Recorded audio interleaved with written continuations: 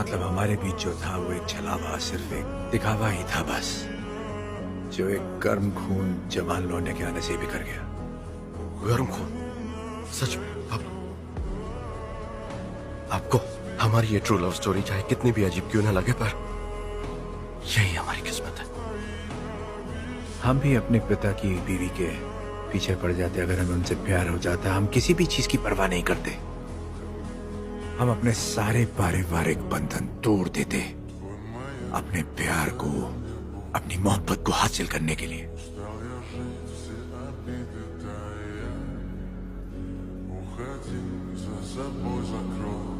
खुश रहो हमेशा।